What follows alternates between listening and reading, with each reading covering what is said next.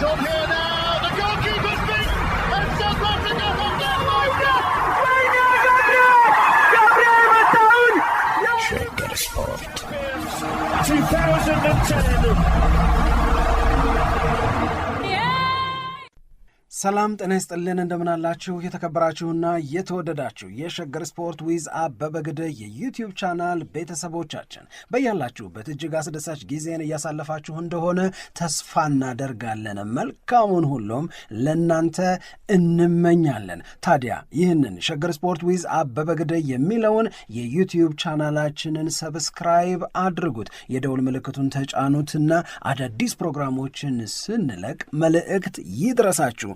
ላይክ በማድረግ እንዲሁም ደግሞ ሊንኩን ለሌሎች በማጋራት በተከታዮች ቁጥር እንድንበዛ የምንሰራቸው ፕሮግራሞችም ብዙ ሰዎች ጋር እንዲደርስ የምታደርጉትን ጥረት አጠናክራችሁ ቀጥሉ እንላለን። እስካሁን ላደረጋችሁልን ድጋፍ፣ እገዛ እና እኛን ለማንቃት ለሄዳችሁት ርቀት በሙሉ ምስጋናችን ትልቅ ነው። በጣም እጅግ በጣም አድርገን እናመሰግናለን። ወደ ምንነጋገርባቸው ርዕሰ ጉዳዮች እንለፍ።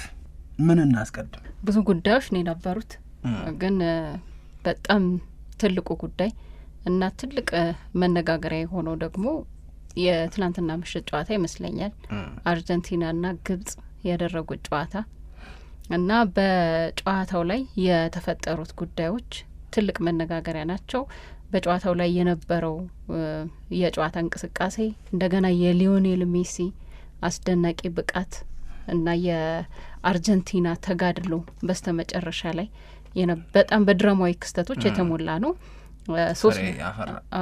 3-2 በሆነ ውጤት አርጀንቲና አሸንፋለች። ግን ያሸነፈችበት መንገድ በጣም ይገርማል። 2-0 በሆነ ውጤት እስከ 79ኛው ደቂቃ ድረስ ግብጽ ትመራ ነበረ እና በመጨረሻዎቹ 14 ደቂቃዎች ነው 3 ጎሎች በአርጀንቲና በኩል የተቆጠሩትና ውጤቱ 3-2 በሆነ ውጤት የተጠናቀቀው አርጀንቲና ወደ ሩብ ፍጻሜው እንድታልፍ የቻለችው። ግን ከውጤቱ በላይ በጨዋታው ላይ የነበሩት ደግሞ ጉዳዮች እስካሁንም ድረስ አንዳንድ ሰዎችን የንዴት፣ የቁጣ፣ የእልህ ስሜት ውስጥ ከተዋል። በተለይ የግብጽ ብሔራዊ ቡድንን ሲደግፉ በነበሩት የዳኝነት ውሳኔዎች የተቆጡ ሰዎች እንዳሉ፣ ፍጹም ልክ አይደለም የሚል ሀሳብ እንዳላቸው በግብጽ ብሔራዊ ቡድን አሰልጣኝ ሆሳም ሀሰን እንደዚሁም ደግሞ በተጫዋቾቹም በኩል የሚሰነዘሩት አስተያየቶች ፊፋ ሆን ብሎ ያደረገው ነው፣ ሜሲና አርጀንቲና በውድድሩ ላይ መቆየት ስላለባቸው የተደረገ ነው ብለው አስተያየት የሰጡበት ነው እና እስካሁን ድረስ ትልልቅ ሰዎች፣ ስፖርቱን የሚከታተሉ ሰዎች፣ ትልልቅ ባለሙያዎችም በተለያየ አቅጣጫ አስተያየት እየሰጡበት ነው። ስለዚህ ከዚህ ብንነሳ አሪፍ ይመስለኛል። ስለ ጨዋታው ብናወራና ከዛ ደግሞ እነዚህን የመነጋገሪያ ርዕሰ ጉዳዮች አንድ ሁለት እያልን ለየት አድርገን ብንነጋገርባቸው ጥሩ ነው። መልካም። የፊፋን ጉዳይ በተመለከተ ከሰሞናዊው የአሜሪካ ፕሬዚዳንት ጣልቃ ገብነት የተጫዋቹ ቀይ ካርድ እንዲነሳለት መደረግ ጋር በተያያዘ እድል ብትሰጭኝም እድል ባትሰጭኝም ሰው ሰብስቤ ደጅም ቢሆን አወራዋለሁ እንጂ ዝም የምለው ጉዳይ አይደለም። በእውነት እውነቴን ነው። በኋላም ቢሆን እንነጋገርበታለን ካልሽ ደስ ይለኛል። ካልሆነ ግን ደጅ ጠበቂያው ማወራቸው ሰዎች ፈልጋለሁ። በእውነት ማወራለሁ እንጂ ዝም አለ። በጣም እና ያበሸቀኝ በጣም ይሄ ነውርም ልክ አለው የምትይው አይነት ነገር ነው የተደረገው እና የነበረው ንቅናቄ እና ከዚህ በኋላስ ምንድን ነው የሚሆነው የሚለው ጥያቄ ሳናወራበት ልናልፍ ስለማይገባ ነው። የአርጀንቲናንና የግብጽን የትናንትና ጨዋታ በተመለከተ ሊዮኔል ሜሲን አለማድነቅ፣ ሊዮኔል ሜሲን አለማክበር፣ ለሊዮኔል ሜሲ ጉብዝና እጅ አለመስጠት አትችም። ይሄንን ለማድረግ የምትቸገሪ ከሆነ ግግምና ነው እንጂ ሌላ ነገር አይደለም። ማመን ተገቢ ነው ብዬ ነው ማምነው። እኔ የሊዮኔል ሜሲ አቅም፣ የሊዮኔል ሜሲ ጉብዝና ትላንት አንድም መጥፎ አንድም በጣም ጥሩ የሚባል ታሪክን ሰርቷል ሜሲ። አንደኛው መጥፎ ታሪክ ፍጹም ቅጣት ምት ሳተ። ያ ፍጹም ቅጣት ምት መሳት በዓለም ዋንጫ ታሪክ አጋጥሞ የማያውቅ ነገር ነው የሆነው። ከዚህ በፊት ማንም ተጫዋች በአንድ ዓለም ዋንጫ ከመለያ ምት ውጪ በጨዋታ ጊዜ የተሰጠውን 2 ፍጹም ቅጣት ምት ስቶ አያውቅም። ሊዮኔል ሜሲ ኦስትሪያ ላይ ስቷል። ሊዮኔል ሜሲ ትናንት ግብጽ ላይ ስቷል።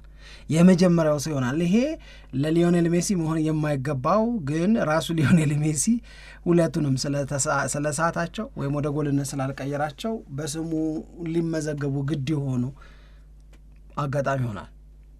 ሜሲ በዚህም ረገድ ባለ ሪካርድ ነው። ይሄ የፍጹም ቅጣት ምት መሳት ትላንት በጣም ረብሾት ነበር። ከጨዋታው በኋላ ሲናገር ሰምተሽ ከሆነ ከልክ ያለፈ መጨነቅ፣ ከልክ ያለፈ መረበሽ ነበረ በውስጤ እየተፈጠረው አለ። ምክንያቱም ያንን ፍጹም ቅጣት ምት አግብቼው ቢሆን ኖሮ ጨዋታው ሙሉ በሙሉ እንደሚቀየር እርግጠኛ ነኝ። ጨዋታውን የሚቀይረውን ያንን ፍጹም ቅጣት ምት ከሳትኩ በኋላ ደቂቃዎቹ በገፉ ቁጥር የግብጽ ብሔራዊ ቡድን ጎል ባስቆጠረ ጊዜ ምናምን በቃ የከፍተኛ የሚባለው መረበሽ ውስጥ እየገባሁ መጣሁ ነው የሚለው ሜሲ። ስለዚህ ይሄንን ከፍተኛ የሆነውን መረበሽ ሜዳ ውስጥ ሆኜ ፊል አረግ ነበር አለ። በደንብ ነበር የሚሰማኝ አለ። ምናልባት ከዚህ በፊት ጎል ሲያገባ አልቅሶ ለጎልስ ማግባቴ ስላሸነፍን አይደለም ያለቀስኩት የአባቴ ነገር ትዝ ብሎኝ ነው አለ። ትናንትናም በተለየ ሁኔታ ኢሞሽናል ነበረ። ጨዋታው ካለቀ በኋላ በጣም ሲያለቅስ ነበረ ሊዮኔል ሜሲ እና እኔ አሁንም ከአባቱ ጋር ነው አሶሺየት ያደረኩት። ግን ከጨዋታ በኋላ የተናገረው ነገር ሜዳ ላይ ምን ያህል ተጨንቆ እንደነበረ ስላወራ፣ ስላስረዳ፣ ስላብራራ ኦኬ ቅልቅል ሊሆን ይችላል የሁለቱ ቅልቅል ይሄ ጦስ መሆን አለ አይደለም። አርጀንቲና በግብጽ ተሸንፋ ወጣች፣ ሜሲ እኮ ሪጎሬ ሳት ምናምን መባል አለመፈለግ ለአርጀንቲና የድል እንጂ የሽንፈት ምክንያት አለመሆን። ሜሲ ሳያጠፋ አርጀንቲና ብትሸነፍ ይሻላል። እኔም እንደዛ ነው የምመርጠው። ደግሞ ተናዶ ነበር ያስታውቃል በደንብ ጨዋታው ላይ እንኳንም ተናደደ ነው ያልኩት። ከሳተ በኋላ ፐርፎርማንሱን አይተሽዋል። ከዛ በኋላ በጣም ኢነርጄቲክ ነው፣ በጣም አግሬሲቭ ነው፣ በጣም ብዙ ነገሮችን አድርጓል። ግን በቃ ይሄ ዚስ ባድ ሪከርድ ነው፣ ግን ሆኗል። ምንም ማድረግ አይቻልም። ሁለት እሱ ያላየበትን አንግል ይመስለኛል አሁን አንቺ ያየሽው ከሳተ በኋላ የነበረውን ንዴት እሱም ብሎታል። በጣም የንዴት ስሜት የብስጭት ስሜት ሲሰማኝ የነበረዋል። እሱ ፐርፎርማንሱ ላይ ኢምፓክት አሳድረዋል። ስለዚህ የአንቺ ሀሳብ እኮ ይተርጎምና ለጠጣ ተደርጎ ይታይ ከተባለ እኮ እንኳን ሳተው ያኛው ያስፈራ ነበር። ያኛው የሚያስፈራውን ሊዮኔል ሜሲን ለማየታችን ምክንያት ሆነን አይደለ? ሁለተኛው ግን ከዲያጎ አርማንዶ ማራዶና በ1986 ሜክሲኮ ባዘጋጀችው የዓለም ዋንጫ ላይ ያደረገው ይሄ ለብቻው የዓለም ዋንጫን ለአርጀንቲና አሸነፈ የሚባልለት የዓለም ዋንጫ ማለት ነው። በዛ ጊዜ ዲያጎ አርማንዶ ማራዶና የሰራውን ስራ ሊዮኔል ሜሲ ትላንትና ሰርቶታል። ይሄ ደግሞ በጣም እጅግ በጣም ድንቅ ነው። ለዚህ ነው ለሊዮኔል ሜሲ እጅ መስጠት ግዴታ ነው። ምንም ማድረግ አይቻልም። ማመን ነው፣ መቀበል ነው። እንኳን ኖሬ እንኳን እግር ኳስን ወድጄ እንኳንም ሊዮኔል ሜሲን የመሰለ ሰው እንዲህ ባለ መንገድ ፐርፎርም ሲያደርግ ለማየት አበቃኝ ብለሽ የምታጣጥሚበት ነው። ዲያጎ ማራዶና በ1986 ሜክሲኮ ላይ በተዘጋጀው የዓለም ዋንጫ አርጀንቲና ከቤልጅየም ጋር ሲጫወቱ ጎል አግብቷል። ሜሲም ትናንት ጎል አግብቷል። 5 ድሪብሎችን ፈጽሟል። ማራዶና ያኔ እሱን ያደረገው 5 ኦፕን ፕሌይ ቻንሶችን ከክፍት የጨዋታ እንቅስቃሴ የግብ ዕድሎችን ፈጥሯል። ይህንንም አድርጓል፣ አሲስትም አድርጓል። ስለዚህ ከ1986ቱ የዓለም ዋንጫ ጨዋታ በኋላ አንድ ተጫዋች እነዚህን ሁሉ ነገሮች አድርጎ አንድን ጨዋታ ሲጨርስ ከማራዶና በኋላ ሊዮኔል ሜሲ ይህንን ክብር መጋራት አልፎ መሄድ ቻለ። ይሄ ደግሞ ለሊዮኔል ሜሲ በጣም ትልቅ ነገር ነው። ምክንያቱም በማራዶናና በሜሲ መካከል ንጽጽር ስሩ ሲባሉ አርጀንቲናውያን ሜሲ በ2022 የካታርን ዓለም ዋንጫ ከማሸነፉ በፊት ለማራዶና ምስጋና እያቀረቡ ማራዶናን እንደ መልአክ እያዩ ሜሲን በተመለከተ የሚሰጡት አስተያየት ሜሲ ላይ ተጽዕኖ ያሳድር የነበረ ብዙዎቻችንም የምንነጋገርበት የነበረን። አሁን ግን ጠይቂያቸው አርጀንቲናንን አሰልፈሽ ማራዶናን ከሜሲ ቀጥሎ ነው የሚጠሩልሽ በብዛት ሰርቶት ነበር። ዲኤስቲቪ ላይ ታችሁ ይሁን አይሁን አላውቅም። የአርጀንቲና ጨዋታ ከመደረጉ በፊት ሰዎች ወደ ስቴዲየም ሲሄዱ አርጀንቲናውያንን አቁሞ ከሜሲና ከማራዶና ብሎ መጠየቅ እና በዛ ዙሪያ አስተያየቶቻቸው መሰብሰብ በዲኤስቲቪ ሲታይ ነበረ እና እያየሁት ነበረ እኔ እና ሜሲን ምንም እንትን ልትይው አትሽም። የአርጀንቲና ብሔራዊ ቡድን ለምን በተደጋጋሚ ጨዋታ ተፈተነ? አስተውለን ከሆነ ከዚህ በፊት በነበረው የራውንድ ኦፍ 32 ጨዋታም ላይ አርጀንቲና በኬፕ ቨርድ ተፈትናለች። የኬፕ ቨርዴ ብሔራዊ ቡድንን አድንቀናል፣ ኤክስትራ ታይም ተጫውተዋል። አሁን ትላንትናም ለኤክስትራ ታይም ትንሽ እስኪቀር ድረስ አርጀንቲና ከውድድር የምትወጣ መስላ ርዕስ ስናዘጋጅ እኮ ነበረ። ሮናልዶም ሜሲም ኔይማርም ቪኒ ጁኒየርም የሌሉበት ሶስቱም አዘጋጆች ተጠራርገው የወጡበት የዓለም ዋንጫ በሌሎች 8 ብሔራዊ ቡድኖች መካከል ይቀጥላል ምናምን ልንል እኮ ገብቶሻል ያስብላል። ሁኔታው እንደዛ ይመስል ነበር። አሁን ቅድም አንቺ እንዳልሽው በነዛ 10 ምናምን ደቂቃዎች ላይ ያ ተአምር ሲፈጠር ስታይ ከመፍዘዝ ውጭ ምንም አማራጭ የለሽ። ግብጾች ለምን ተቆጡ? እዚህ ላይ መጀመሪያ ይሄን ግብጾች ለምን ተቆጡንሽ ያንቺን ሀሳብ ልስም። ጨዋታውን በተመለከተ ያንቺ ምልከታ ምንድን? ጨዋታው እውነት ለመናገር የግብጽ ብሔራዊ ቡድን በደንብ ኮንትሮል አድርጎታል ብዬ ነው ማስበው። ጨዋታውን ሳይ አርጀንቲና በጣም ጎበዝ ተጫዋቾች የሞሉበት ነው፣ ግብጽም በጣም ጎበዝ ተጫዋቾች ያሉበት ነው። ግን አርጀንቲና የባለፈው የዓለም ዋንጫ ሻምፒዮን ነው። እንደገና ደግሞ በቡድኑ ውስጥ የተካተቱትን ተጫዋቾች ስናያቸው በዓለም አቀፍ ደረጃ በጣም ትልልቅ ስም ያላቸው ብዙ ገንዘብ የሚያወጡ ተጫዋቾች ናቸው እና በዛ ሁኔታ የግብጽ ብሔራዊ ቡድን ጨዋታውን በቻለው አቅም ተከላክሎ በቃ ማድረግ የሚችለውን ነገር ለማድረግ ጥረት ያደርጋል ነው እንጂ እንደዚህ ይገዳደራል የሚል ሀሳብ ላይኖረን ይችላል። ግን እኔ በደንብ ጥሩ ተጫውተዋል ብዬ ነው የምረዳው ጨዋታውን በተመለከተ ስለ ግብጽ ብሔራዊ ቡድን። ምናልባት የመጨረሻዎቹ ደቂቃዎች ላይ የነበሩት ነገሮች ግን የራሳቸው ሜንታሊቲ ዋጋ እንዳስከፈላቸው እረዳለሁ። ማለት በቃ በዳኝነት ጉዳይ ላይ እየተበደልን ነው ወይንም ደግሞ የሆነ ልክ ያልሆነ ነገር እየተሰራ ነው የሚለው ሀሳብ ሙሉ ለሙሉ ስለተቆጣጠራቸው ይመስለኛል እነዛን ደቂቃዎች ፎከስ አድርገው ጨዋታውን መጨረስ ያልቻሉት። እሱ ስሜት ከሶስተኛው ጎል በኋላ ነው። ከዛም በፊት የሆነ ነገር ታያለ። በእርግጥ ከሶስተኛው ጎል በኋላ ነገሩ በሙሉ ጦዘ።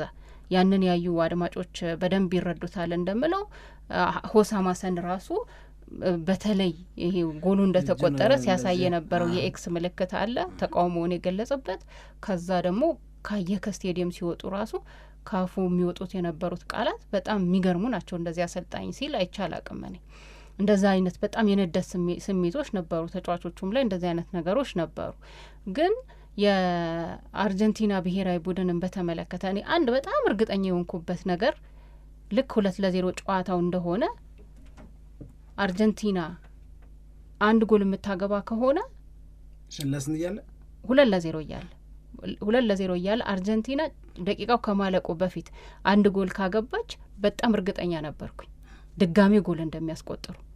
በጣም ትልቅ መነሳሻው በቃ ያስታውቃል። ሁኔታውን ስታየው የሚጫወቱ ጨዋታ በጣም ያምራል። በጣም ንዴት ውስጥ ናቸው። ቶሎ ይደርሱ ነበር፣ ቶሎ ይደርሱ ነበር። የሆነ ነገር ለማድረግ ትልቅ ፍላጎት ነበራቸው። ያንን ለመቋቋም ደግሞ ግብጽ እየተቸገረች እንደሆነ አይተናል እና 2-1 ከሆነ ጨዋታው እርግጠኛ ነበርኩኝ 2-2 እንደሚሆን ቢያንስ በደንብ ያስታውቃል። ድጋሚ ጎል እንደሚያስቆጥሩ ያስታውቅ ነበር እና እንደውም እኔ ለግብጽ የተመኘውላቸው 30 ደቂቃ ቢጨመር ነበር የተመኘውላቸው። 2-2 ሆኖ 30 ደቂቃ ቢጨመር ይሻላቸዋል። ካልሆነ ግን አርጀንቲና ድጋሚ ጎል አስቆጥራ በ90 ደቂቃው ጊዜ የምታሸንፍበት እድል እንደሚፈጠር ግልጽ ነበር እና ምንም ያልተመጣጠነ ነገር የተፈጠረው ከዚህ በኋላ ነው። ከዛ በፊት የተመጣጠነ ነገር ለማየት ሞክረናል። ግብጾችም ለማጥቃት ይሞክራሉ፣ ጎል ያስቆጥራሉ፣ የተሻለ ነገር ለማሳየት ጥረት ነበራቸው። ጎል እንዳይገባባቸውም በተቻለ መንገድ ይከላከላሉ።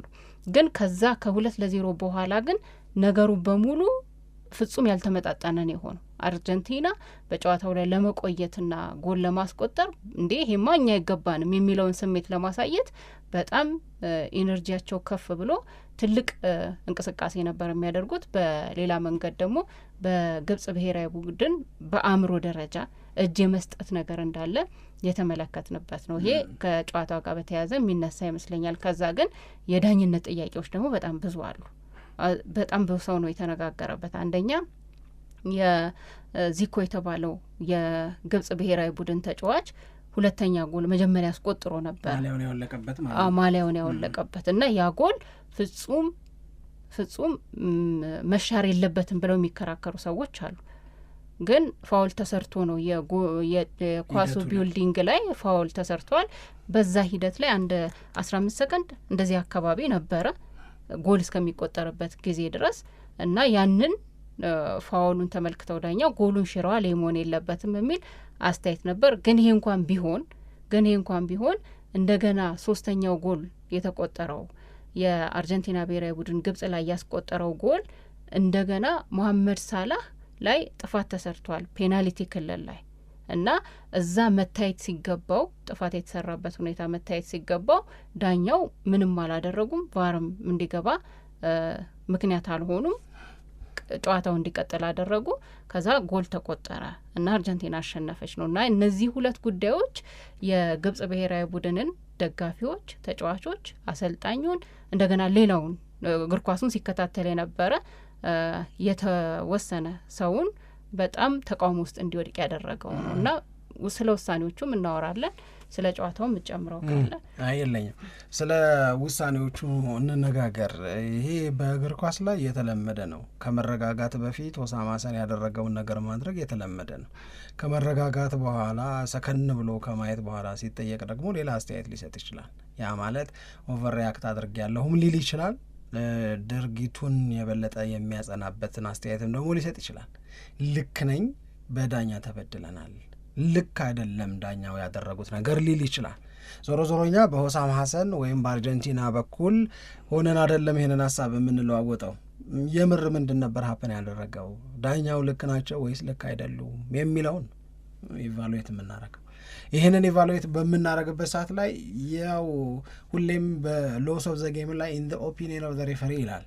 አሁን እኛ ዳኛ ብንሆን ህጉ ገብቶን ህጉን አውቀን ጨዋታውን ደግሞ አይተን እዛ ቦታ ላይ የተፈጸሙትን ሁለት ድርጊቶች በትክክል መዝነን እኔ ዳኛውን በሆን ኖሮ ዳኛ ያረጉትን አረግ ነበረ ወይም እኔ ዳኛውን በሆን ኖሮ እሳቸው ባረጉት በተቃራኒው አደርግ ነበረ ነው አይደል? ውይይቱ እሱ ነው። ስለዚህ እኔ ዳኛውን በሆን ማረገውን ነገር ነው ምነግርሽ። አሁን የኔን የዛ አንቺን ተቃውሞ ደግሞ እንሰማለን። ጭም ድጋፍ አይሆንም። እሺ ቀጥል። ደግፌው እንዳንገላገል እንጂ የእውነቴን ነው። የመጀመሪያው ኢንሲደንት ዚኮ ያገባውን ቆንጆ ጎሉን በማግባቱ የተሰማውን ደስታ ማሊያውን አውልቆ የገለጸበት፣ ምክንያቱም ቀጥሎ እሱ ስለሆነ ያገባው ሶስተኛው ጎል ጸድቋል። ሁለተኛው ነበር የተሻረው እና ሁለተኛው ጎል ከመግባቱ በፊት ቅድም ሳምሪ እንዳልሽው በቢውልድ አፑ ላይ አርጀንቲና ተጫዋች ላይ ጥፋት ተሰርቷል አልተሰራም? ለእኔ ተሰርቷል። ያንን ደግሞ ሪፕሌዩ በትክክል ያሳያል። የግብፁ ብሔራዊ ቡድን ተጫዋች ኳስ ለማግኘት በሚደረግ ጥረት የአርጀንቲናው እግር ኳስ ተጫዋች ላይ ሲረግጠው፣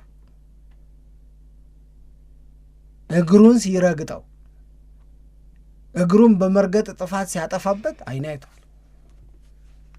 ካሜራው ደጋግሞ ሲያሳየን በነበረው ሁኔታ ማለት ነው። ስለዚህ ያንን ጨዋታ በዛ ቅጽበት ማለት እርግጫው በሚፈጸምበት ሰዓት ላይ ጥፋቱ በሚፈጸምበት ሰዓት ላይ ካላዩ ዳኛው ሊያደርጉ የሚችሉት ነገር ምንድን ነው? ጨዋታው ይቀጥላል። ጨዋታው ቀጥሎ ጨዋታው እንደዚህ ያለ ውጤትን ካመጣ በኋላ ቀጥሎ የሚሆነው ነገር ምንድን ነው? ይታይልኝ፣ ይዳኝልኝ ብሎ ጥያቄ ይቀርባል። በእርግጥ በቢውልድ አፑ ላይ የተሰራ ጥፋት ኖሮ ዳኛው ባለማየታቸው ነው እንጂ ቢያዩት ኖሮ ያንን ጥፋት ያስቆሙ ነበር ከተባለ ከዛ በኋላ ያሉት ድርጊቶች በሙሉ አይቆጠሩም። ባለማየቴ ነው እንጂ ይቺ ነገር ለአርጀንቲና ቅጣት ምት ግብፅን ደግሞ የምታስቀጣናት የሚያባብል ነው የሚሆነው። ኦኬ። ስለዚህ ይሄንን የሚያስብል ነገር ነበራቸው ወይ ዳኛው? አዎ ነበራቸው።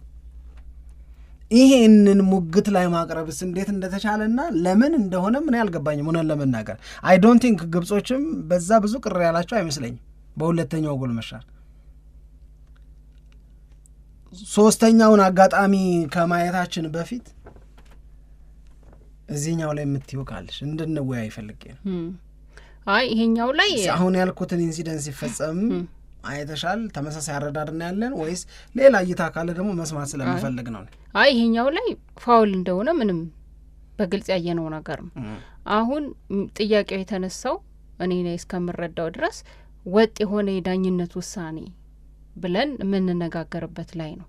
ምንድነው ወጥ የሆነ ማለት ይሄኛው ላይ ፋውል ነው በቃ መሻሩ ምንም ጥርጥር የለውም ጥፋት ተሰርቷል ብለን ከተማመንን የሶስተኛው ጎል መፈጠር ላይ የነበረው ቢልድ አፕ ላይ ጥፋት ተሰርቷል ሳላ ላይ እና እዛ ላይ ደግሞ ኳሱ መሄዱ እንዲቋረጥ ወይንም ደግሞ ጎል ከተቆጠረም በኋላ በሂደቱ ላይ ያው ስህተት ተፈጥሯል የሚለው አልተፈጠረም ተፈጥሯል የሚለውን መመዘን ነበረባቸው። አሁን ይሄ ነው የሚያከራክረው መሰለኝ እንጂ የጎሉ ላይ አርጀንቲና ያስቆጠረችው ጎል ላይ ይሄ ጥያቄ ይነሳል። እንደገና ግን ዜኮ ያስቆጠረው ጎል ላይ ፋውል እንደነበረ የሚያከራክር አይመስለኝም። ስለዚህ የዚኮን እንጨርስ ማለት የኛን ፕሮግራም በተመለከተ የኔና አንቺ የዚኮን እንጨርስ። ምክንያቱም ለኔ ኦብቪየስ ነው ግልጽ ነው የዚኮ ጎል ከመቆጠሩ በፊት የአርጀንቲናው ተጫዋች ላይ የግብጽ ተጫዋች ጥፋት ፈጽሟል እሱ እንዲታይ ተደረገ። ይሄንን ባየው ኖሮ አስቆም ነበር አሉ ዳኛው። ስለዚህ ስላላየሁት ነው አሉና ከዛ በኋላ ያለው ድርጊቱ ጎል ማስቆጠር ነው። ጎሉን ሻሩት በቅጣት ምት ነው ጨዋታው የሚቀጥለው ባለማየቴ ነው እንጂ ማለት ነው። ትርጉሙ ይሄ እኮ ነው ሌላ ነገር አይደል። አሁን ሁለተኛው ኢንሲደንት ምንድነው? እኔ ሲጀመር አሁን አንቺ ባልሽው መንገድ እኔ አልስማማም። ያ ማለት መሐመድ ሳላህ ላይ ጭራሽ ምንም አይነት ጥፋት አልጠፋም። ጥያቄውን ከመሐመድ ሳላህ ጋር የሚገናኝ አይመስለኝ ለኔ። መሐመድ ሳላህ ያየሁት ያ ጀግና ሲያቀተው በመሐመድ ሳላህና የመሐመድ ሳላህ እግር ስር የነበረችውን ኳስ በነጠቃት የአርጀንቲና ብሔራዊ ቡድን ተጫዋች መካከል ጥፋት ተብሎ ሊጠራ የሚችል ንክኪ አንዳችም ነገር የለም። ሄዶ ዘጥ አለ ራሱ።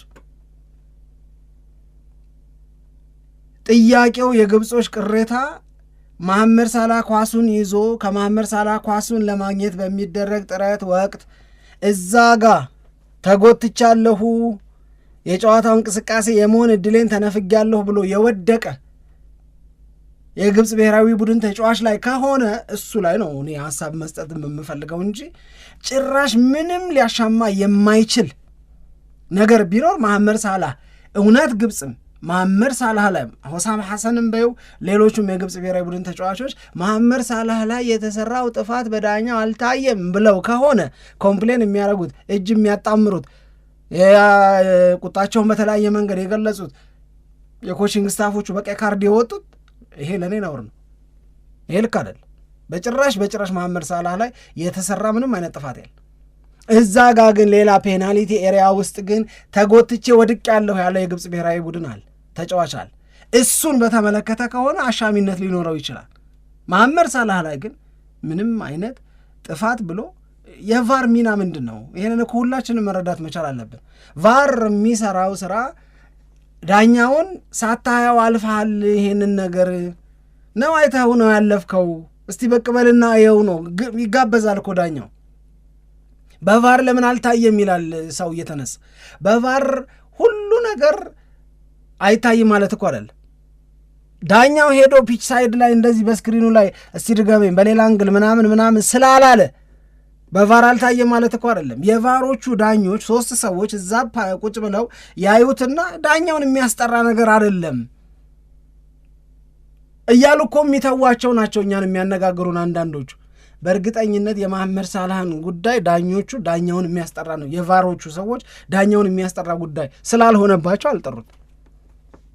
በእርግጠኝነት ነው የምነግርሽ መሐመድ ሳላህ ላይ ምንም አይነት ጥፋት አልተሰራም። በራሱ ማቃት ነው ሄዶ እንዘጫለሁ። እዛኛው ጋር ያለውን ግን የቴሌቪዥኑ ምስል ግብጾቹ ቅሬታ ባቀረቡበት ልክ የቴሌቪዥኑ ምስል ደጋግሞ ሊያሳየን ቢችል ኖሮ ደስ ይለኝ ነበረ።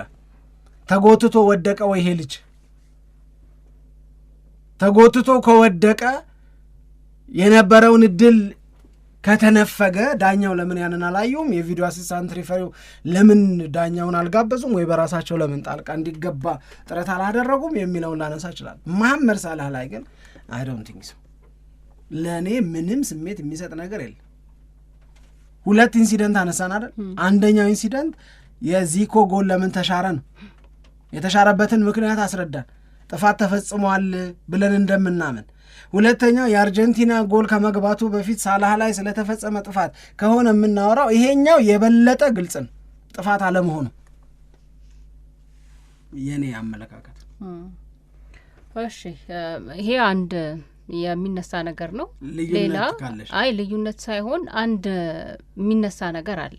አሁን ብዙ ቦታም ላይ ሲጻፍ ሳየው የነበረው ነገር ባለፈው ሳምንት የዳኝነት ውሳኔን በተመለከተ በተለይም ጨዋታዎች ላይ የሚፈጠሩ ንክኪዎችን በተመለከተ ያው ኮሊና ሄድ ናቸው አይደል? የፊፋ ሄድ ናቸው በዳኝነት የዳኝነት እና እሳቸው አስተላልፈውታል የተባለው መልእክት ይህ ኖርማል የሚመስሉ ንክኪዎችን ኖርማል ናቸው ተብሎ የሚታሰቡ ንክኪዎችን በተመለከተ ዳኞች እንዲያልፉ በቃ በየሂደቱ ጨዋታዎችን እንዳያቋርጡ ተመካክረዋል፣ ተነጋግረዋል ተብሎ ተጽፏል። ቢቢሲም ላይ ተጽፏል። ይሄ እንዲህ አይነት መልእክት ተላልፏል ለዳኞችም የሚል ሀሳብ ነበርና በዛም ምክንያት ሊሆን ይችላል አሁን ባለው ሁኔታ በዚህኛው የዓለም ዋንጫ ላይ እስካሁን ድረስ የተሰሩት ፋውሎች 22.6 ናቸው። ፐር ጌም ነው። ይሄ በእያንዳንዱ ጨዋታ ላይ 22.6 ፋውል ይሰራል። ይሄ ከ2022 የዓለም ዋንጫ ጋራ ሲነጻጸርም ከ2018 የዓለም ዋንጫ ጋራ ሲነጻጸርም ያነሰ ነው ተብሎ ነው እየተገለጸ ያለው። ስለዚህ ይሄ ያለ እንደነዚህ አይነት ኖርማል የሚመስሉ ንክኪዎችን እለፉ ተብሎ እየተገለጸ ለአንደኛው ቡድን ሲሆን ይታለፋል፣ ለሌላ ቡድን ደግሞ ሲሆን ያቺ እለፏት የተባለችው ነገር ትቀርና በሁኔታዎች ላይ ውሳኔ ይሰጣል የሚል ጥያቄ የሚያነሱ ሰዎች አሉ። አንደኛ ይሄ ነው። ሌላ ግን እኔ የሚመስለኝ ነገር ከዚህኛው ጨዋታም በፊት ፊፋ ለአርጀንቲና ነገሮችን እያመቻቸ ነው የሚል የሶሻል ሚዲያ ወሬ ነበረ። ሰምተዋል ብዬ ነው እኔ የምረዳውና ያ ደግሞ የሰዎች አእምሮ ላይ የራሱን የሆነ ተጽዕኖ አሳድሮ ይሆናል ብዬም እረዳለሁ። ምክንያቱም ጨዋታውንም ሲመለከቱ ሰዎች ይሄኛው ሀሳብ የሚገዛቸው ከሆነ ፊፋ ለአርጀንቲና እየወገነ ነው፣ ሜሲ በውድድሩ ላይ እንዲቆይ ይፈለጋል የሚል ሀሳብን ይዘው ጨዋታውን የሚያዩ ከሆነ የራሳቸው ሀሳብ በሚወሰኑ ውሳኔዎችም ላይ ውሳኔዎቹ ልክ ቢሆኑም እንኳን ተጽዕኖ ሊያሳደር ይችላል እና ከጨዋታው በኋላ እንዲህ አይነት ነገሮች ደግሞ ሲፈጠሩ የበለጠ ሚዲያውን የመቆጣጠርም ነገር ሊኖር ይችላል እና እኔ ያቺ ይሄ ሴራ አለው የሚለው ነገር የብዙ ሰዎችን አእምሮ እንደተቆጣጠረችና ከዛ ጨዋታው ላይ ደግሞ እንዲህ አይነት ነገሮች ሲፈጠሩ የበለጠ ነገሩ እውነት ነው እንዲህ የሚል ጥያቄ እንዲነሳባቸው አድርጓል ብዬ ሳስብ ነበር።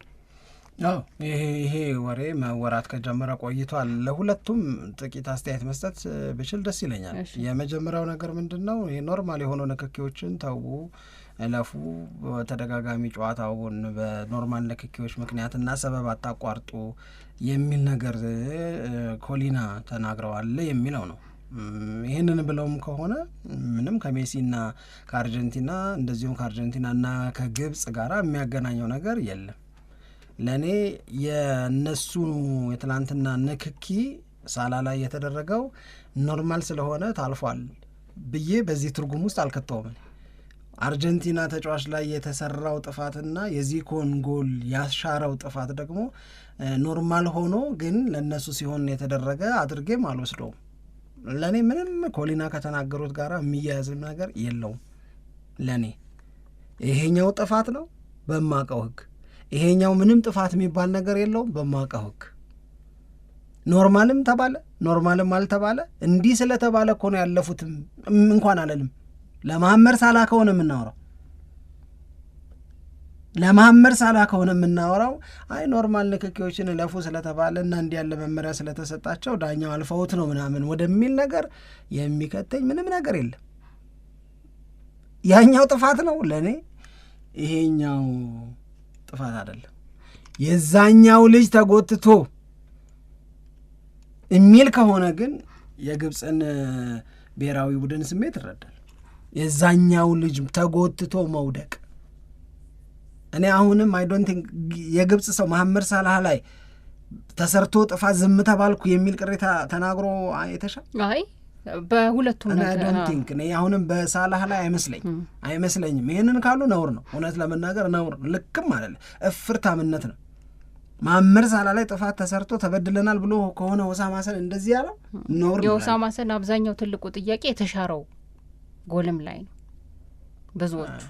በቃ የተሻረውን ጎል ከሆነ እኔ ከኦሳማ ሰንጋራ አልስማማም። እኔ የምስማማው ግብጽ እዛ ሜዛ ላይ ተጎትቶ የተጣለ ያለ ኳስ በሌለበት የልጁን ኳስ የማግኘት እድል ግን ነፍጓል የተባለ ተጎትቶ መጣል፣ እሱን ከሆነ የግብጽን ስሜት እረዳለሁ። ሳላህ ላይ የሚነሳ ሁለተኛ ጎል ለምን ተሻረ የሚለው የሚነሳ ነገር ላይ ግን እኔ ስምምነት የለኝም።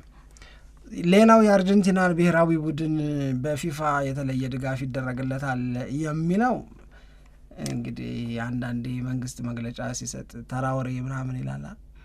እኔ ይሄንን ከዛ ለይቻ ላይ ምንም እኮ የሚገናኝ ነገር እኮ የለም ምንም። አሁን እኔ ምንሽ ፊፋ የምትተማመኝበት ተቋም ሆኖ እኮ አይደል፣ ግን የአርጀንቲናን ጉብዝና ላለመቀበል የሊዮኔል ሜሲን ጉብዝናን ላለመቀበል ካልሆነ በስተቀረ ለምሳሌ አንዳንዱ ይነሳና ዝም በላየው አቤ ዝም በላየው አርጀንቲና ከአንድ ጨዋታ ወደ ሌላ ጨዋታ በሄደች ቁጥር የምትገጥመው እነማንን እንዴት ቆይኮ ስለሚፈለግ ነው ይልሻል መጥቶ አርጀንቲና ምድቧን አንደኛ ስለሆነች እኮ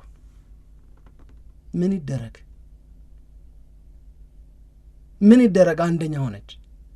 በምድቧ የነበሯትን ጨዋታዎች አሸነፈች፣ የምድቧ አንደኛ ሆነ አለፈች። አንደኛ ሆኖ ያለፈ ብሔራዊ ቡድን ስለሆነ ሩቱ ቀላል ሆነ። ለምሳሌ ፖርቹጋልን ብንወስድ ፖርቹጋል በኮሎምቢያ ተበልጣ ሁለተኛ ሆነች።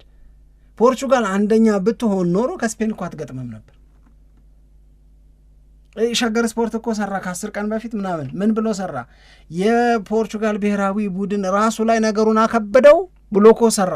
ለምን? ከዲያር ኮንጎ ጋራ ተጫውቶ ማሸነፍ ሲያቅተው፣ ከኮሎምቢያ ጋራ ተጫውቶ ማሸነፍ ሲያቅተውና በምድቡ ያገኘው ውጤት 5 ብቻ ሲሆን ኮሎምቢያ 7 ስታገኝ ሩቱ የፖርቹጋል ከበደ። አንዱን ሲያልፍ የሚገጥመው በጣም ጠንካራ ሆነ። አስቢው፣ ክሮሺያን መግጠም መጣ። ከክሮሺያ ቀጥሎ ስፔንን መግጠም መጣ። ከስፔን ቀጥሎ እያልሽ ብትሄጂ እንደዚሁ እየከበደ ፍጻሜ ከመድረስ በፊት በጣም የዋንጫ ኩያ የሚያካክሉ ትልልቅ ጨዋታዎችን ፌስ ለማድረግ ያውም አልተረጋጋም በሚባለው የፖርቹጋል ብሔራዊ ቡድን ውስጥ ሆነች። ይሄ አቺቭመንት ነው እንጂ ስኬት ነው እንጂ ተሰጥቶሽ አይደለም፣ እጣ እኮ አይደለም። አንደኛ ስትሆኚ እንደዚህ ነው ይታወቃል መንገዱ። ሁለተኛ ስትሆኚ ይታወቃል መንገዱ። አርጀንቲና አንደኛ መሆኗን፣ ፖርቹጋል ሁለተኛ መሆኗን፣ ፈረንሳይ አንደኛ መሆኗን፣ ስፔን ሁለተኛ መሆኗን ምንም ሳይታወቅ ይታወቃል እኮ ምን ቀጥሎ ምን እንደሚሆን። ይሄንን እንዴት ነው ማዳላት ብለን ልንወስደው ምንችል? ይሄንን እንዴት ነው አንዱን ከሌላው ይልቅ በተለየ ሁኔታ መንከባከብ ነው ምንለው? አንደኛ ወጥተሽ ማቅለል ያንቺ ፋንታ ነው። ሁለተኛ ወጥተሽ ማክበድም ደግሞ ያንቺ ድክመት መገለጫ ነው። አይ ቲንክ አርጀንቲና አንደኛ ስለወጣች ይሄኛው ሩት ደረሰ። እዚህኛው ሩት ውስጥ ያሉት ሌሎቹን ብሔራዊ ቡድኖች ልክ እንደ አርጀንቲና ሁሉ በውጤታቸው መሰረት እነ ፈረንሳይ ባሉበት መንገድ አይደለም የሚሄዱት። ይሄንን እንዴት ብዬ ማዳላት፣ እንዴት ብዬ የተለየ እንክብካቤ እየተደረገ ነው ሲባል ዝም ብዬ እንዴት ሆል ብል ሀውካም እንዴትሽ? ይሄ 2022 ላይ የነበረ ቅሬታ ነው። 2022 ላይ ወሬ እኮ ነበረ። ሊዮኔል ሜሲ የዓለም ዋንጫን እንዲያሸንፍ ይፈለጋል ይልሻል። እሺ በል አይደል ታዲያ አሁንም እንዲደግም ነው የሚፈልገው ፊፋ። ይሄውን ማጣጣያዎች አሉት ሰው በጣም ብዙ ማራከሻዎች። I don't think that's fair። የእውነት ለመናገር ልክም ነው ብዬ አላምንም። እኔ ጉብዝናን እንዳለ አሲቲዝ ተቀብሎ አፕሪሺየት አድርጎ ሙቭ ማድረግ ነው የተሻለ የሚሆነው። ምን ታወጭለታለሽ? አሁን የትላንት ነው የሊዮኔል ሜሲን ፐርፎርማንስ ጂያኒ ኢንፋንቲኖ ደገፈው አልደገፈው ምንድን ነው የምታወጭለት? I don't think እኔ አይመስለኝም። እሺ ልክም ደግሞ አይደለም በየትኛውም መለኪያ። ይሄ መልሽ ሎጂክ አምጥተሽ ምናምን ፊፋ በጣም ብዙ ቅሌቶች አሉት፣ በጣም ብዙ ነውሮች አሉት። ስንመለስ የምናወራው ነገርም ጭምር ማለት እጣ ሲያወጣ አንዱን ኳስ ሙቅ አንዱን ኳስ ቀዝቃዛ አድርጎ ብሔራዊ ቡድኖች ማን ከማን እንዲደርሰው ያደርጋል ምናምን ሲባል ያንን ኮንፌስ ያደርጉ ሰምተን እናውቃለን። በፊፋ እየተማመንኩኝ አይደለም እኔ እያልኩኝ ያለሁት እንዲህ ለማድረግ ምክንያት የለም። አይኔ ያየው ከተደረገላቸው እንክብካቤ ይልቅ ጉብዝናቸውን ተጋድሏቸውን ነው፣ እጅ አለመስጠታቸውን ነው አይኔ ያየው። የሆነ ያየሽውን ድንቅ ነገር አራክሰሽ ማኮሰስ ለእኔ ልክ አይደል። ይሄ አንዳንዴ በድጋፍ ስሜት ውስጥ ተሆኖም የሚያዝ ጫፍ ከሆነ ልክ አይደል። እውነት ለመናገር እኔ አሁንም አርጀንቲና አልፏል አይደለ ወደ ሩብ ፍጻሜ። አይ ዶንት ቲንክ አርጀንቲና የዋንጫ ማሸነፍ አቅም አለው። አሁን ኬቨርዴም ግብፅም እንዲህ ካወላገዱት አይ ቲንክ ኢትስ ጎይንግ ቱ ቢ ቬሪ ታፍ ለበጣም በቃ እኔ አሁን በፈረንሳይ ልክ የሚያስመካኝ ብሔራዊ ቡድን የለም። ግን የሆነ አሁን የትላንትናው የመጨረሻ ደቂቃዎች ላይ ያመጡት ጉብዝና ግን የሚያስፈራ ይመስለኛል። እኔ ጊዜ ቢያስፈራ ይኸውልሽ እንደ ግብፅ ይሆንለታል ከፈረንሳይ ጋር ሲጫወት አይሆንለትም። ገባሽ? አሁን አይምሬዎች ናቸው እነዛ። ለምሳሌ አሁን ከፓራዲስ ጋር ብቻ ተገናኝቶ በሚገርም ካውንተር አታ ግብጽ እኮ ቀድማ 3ኛ ጎል ልታገባ ነበር። ብቻውን ሆኖ እነሱ 3 ሆኖ አንዱ በግራ በኩል አንዱ በቀኝ በኩል እየሮጠ እያለ ያ ብቸኛው እዛ አካባቢ የነበረው የአርጀንቲና ሌሎች ጓደኞቹ እስኪደርሱለት ድረስ ብቻውን የነበረው ሰው ኳስ እንዴት ይነጥቅሻል? እውነት ይሄንን ቢሆን ዴምቤሌ ይዞት በዛ በኩል ኤምባፔ እየሮጠ ወይ በዚህ በኩል እንትና እየሮጠ እውነት እንደዚህ ይሳሳቱልሻል? እነዛ አይመስለኝም። ምንሽ ከጌም ነገሮች ሊለወጡ ይችላሉ። ከተጠበቀው ውጪ ደግሞ እንደገና በጣም ብሬቭ ሆነው ሊቀርቡ ይችላሉ። የምንናገረው ትንቢት አይደለም። የምንናገረው ያየነው ነገር ላይ ተመስርተን ከሆነ አይ ዶንት ቲንክ በፈረንሳይ ሌቭል ስፔንንም እንደዛ አላደርገውም። የእንግሊዝ ተጋድሎ ከሜክሲኮ ጋር በጣም አስደስቶኛል፣ ግን በዛ ሌቭል አይደለም። አርጀንቲና ትላንት ጄን ባፌ ላይ አስጭኖኛል፣ ግን በዛ ሌቭል አይደለም። አይደለም እና ፈልጌ ማግኘት አልቻልኩም። ፊፋ ለሜሲ ፊፋ ለአርጀንቲና እንዲህ ያደርጋል የሚለውን ጎራ ለመቀላቀል ምንም ነገር ይሄ ለእኔ ማራከስ ለእኔ ነው እንግዲህ። እሺ ለማንኛውም በጣም ብዙ መነጋገሪያ ርዕሰ ጉዳዮች የነበሩት ጨዋታ ነው። ስለዚህ ከጨዋታው ጋር በተያያዘ መነሳት ያለባቸው ጉዳዮች ምንድናቸው የሚለውን ግን አንድ ጥያቄ ልጠይቅሽ። እሺ ፊፋ ለአርጀንቲናና ለሜሲ ሊያዳላ ይችላል የሚባልበት ምክንያት ምንድን? ይህንን የሚናገሩት አንደኛ አርጀንቲና የሚናገሩት ሰዎች ነው፣ እኔም የማምንበት አይደለም። ግን አርጀንቲና ይሄ ሩቱን በተመለከተ ያጋጠሟት ብሔራዊ ቡድኖችን በተመለከተ አስተያየት ስለሚሰጡ ነው።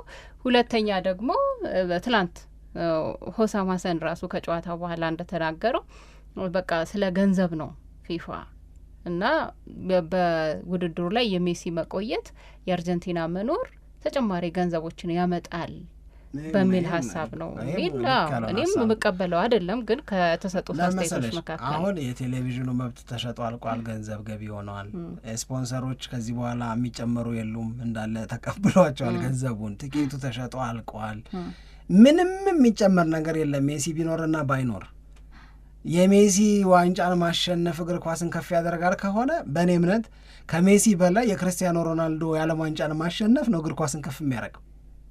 ሜሲም ዋንጫ አሸንፏል፣ ሮናልዶም ዋንጫ አሸነፈ የሚባለው ዓለም ላይ በጣም ዶሚኔት የሚያደርግ የሚመስለኝ የተለየ ስሜት ሊፈጥር የሚችለው ክርስቲያኖ ሮናልዶ የዓለም ዋንጫውን ቢያሸንፍ ነው። የሜሲንማ አየን እኮ ሲያሸንፍ አየን። ከ4 ዓመት በፊትም በህይወት ነበርና አይተናል እሱንም። ስለዚህ ምንም አሁን ገበያ ነው ብትኝም ላመዛዘነ ሰው ያዛን ጎራ ሀሳብ መቀበል የሚሰጡትን አስተያየቶች በደንብ ቆም ብለህ ካሰብከው እና ደግሞ አሰራሩን ሂደቱን የምታውቀው ከሆነ ለመቀበል ይቸግርሃል። ግን አንዳንድ ጊዜ የሆነ ነገር ይነሳና ያ የተነሳው ነገር በሶሻል ሚዲያ ላይ በጣም በጣም በጣም ተስፋፍቶ ይወራል። ከዛ ሰዎች ደግሞ ሀሳቡን የሚቀበሉበትን መንገድ ያገኛሉ ወይም በዛ ሀሳብ ይረታሉ ነው። ግን ያየናቸው ነገሮች ግን ትላንት በተለይ በአርጀንቲናና በግብጽ ጨዋታ ላይ ያየናቸው የመጨረሻ ደቂቃ የሜዳ ላይ ትግሎች ግን በጣም በጣም በጣም አስገራሚ ነበሩ። አሁን በዓለም ዋንጫው ላይ 8 ቡድኖች ብቻ ቀርተዋል። እነዚህ የሚደረጉት ቀጣይ ጨዋታዎች ደግሞ የበለጠ ምንጠብቃቸውና ትልቅ ፍክክር የሚደረግበት እንደሚሆን ተስፋ እናደርጋለን። በያላችሁበት አድማጮቻችን መልካም ጊዜ እንዲሆንላችሁ እንመኛለን። It's on here now.